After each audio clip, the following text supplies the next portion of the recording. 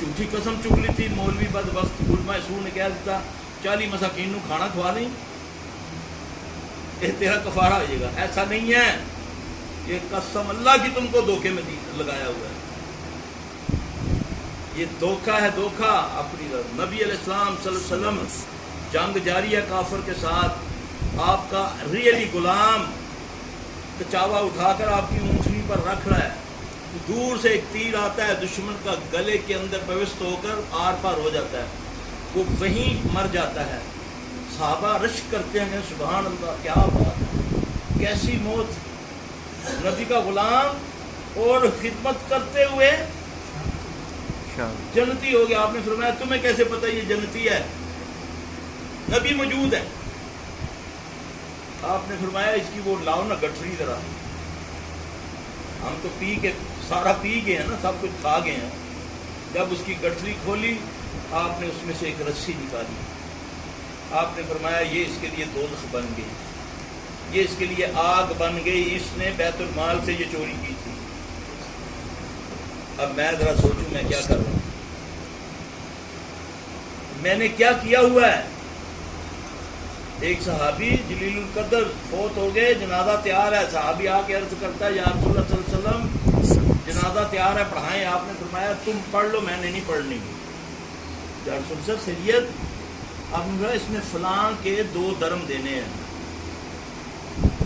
आपने फरमाया, वो सहाबी कहने लगा या रसूल सल्लल्लाहु अलैहि वसल्लम मैं अदा कर दूंगा, आप पढ़ दूंगा। आपने उससे वादा लिया, आपने उसका जनाजा पढ़ा, 3 दिन मंडी जाते रहे, 3 दिन। तीसरे दिन उससे मुलाकात हुई, वो बेचारा इंसान था ना, भूल भाल गया, आपसे मुसाफा किया। जब आपकी मुलाकात हुई तो आपने फरमाया वो तुमने काम कर दिया था, वो या रसूल सल्लल्लाहु मेरे जेब से निकल। 3 दिन मंडी जाते रहे, उसके पीछे के तू 2 दरम देते हैं कि नहीं देते। अब जरा मैं अपनी ज़िंदगी पर मैं इकबाल सल्फी और आप में से जो भी अल्लाह ना करे किसी ने कुछ ऐसा किया हुआ है, अल्लाह का वास्ता है इससे कर लो, जान छुड़ा लो, वरना जाओ हरम का दरवाज़ा खुलाओ, शाह सलेमान को बोलो अंदर मंजी डालो, तो जो मर्जी करो, नहीं माफ़ी मिलेगी। ये असूल है रब का, वो अपने हकूक़ को माफ़ कर दे, माफ़ कर दे, हकूक़ुल इबाद नहीं माफ़ करेगा।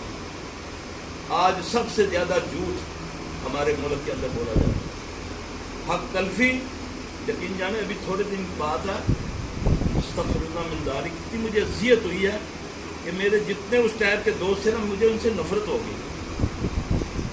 रियली उसकी ज़मीन उनकी अपनी दी हुई, लोगों ने उस पर कब्जा कर लिया, 10-60 साल उसका केस चला, उसको कब्जा मिल गया, उसने फिर 2-4 लाख लगाकर बनाया, फिर उस दूसरे बंदे ने और किसी को उसके बाद बेच के कागजों के वो जो गलत कागज में आप, मुझे इतनी अज़ियत हो रही है कि यार ये क्यों अल्लाह ताला हमें क्यों रोटी मिल रही है, इतना जुल्म। उसका वो दूसरे जज के पास केस किया, उसने उसको कब्जा दिलवा दिया जिसकी ज़मीन ही नहीं है,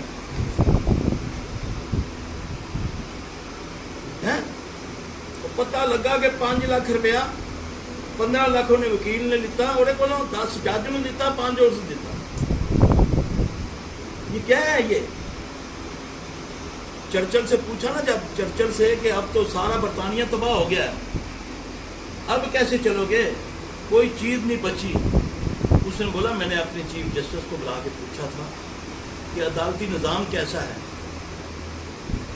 उसने बोला कि ठीक चल रहा है।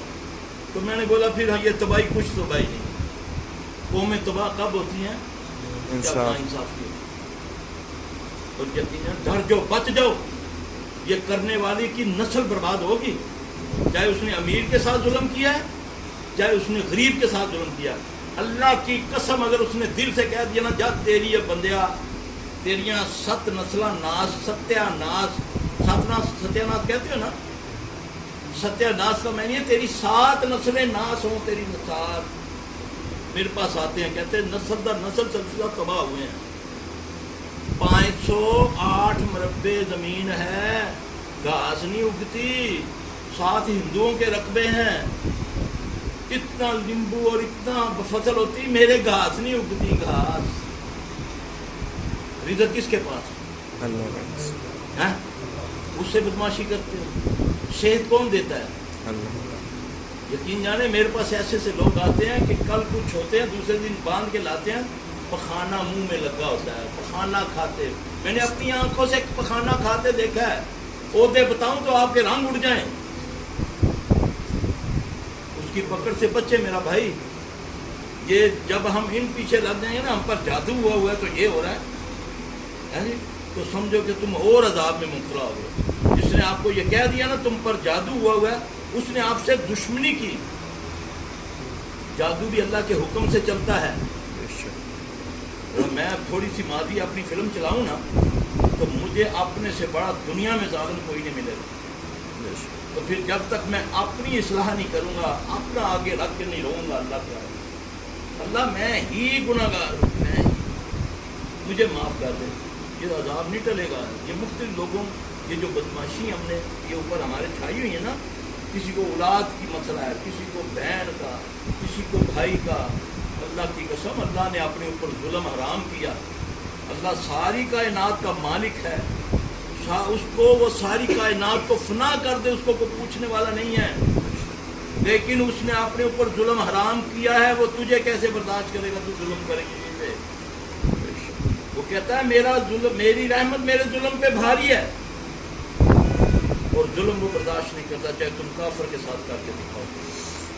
اس لیے میرا بھائی، میں اور آپ جو کچھ بھی ہوا ہے، جادو ہے یا کچھ ہے، اپنے رب سے اپنے گناہوں کی معافی مانگیں، ورنہ آگے چلتے جاؤ گے، ایسی یہ دلدل ہے، دھنستے جاؤ گے، اور تمہیں ایسے راہبوں کی شکلوں میں، ایسے مسیحا کے شکلوں میں ملیں گے لٹیرے، جو تمہیں دوزخ میں پہنچا کر دم دیں گے، تمہارا مال بھی کھائیں گے، تمہاری آخرت بھی برباد کر دیں گے، اور داؤ لگے گا تو عزت کو بھی لوٹ لیں گے۔ ہوتا نہیں ہے۔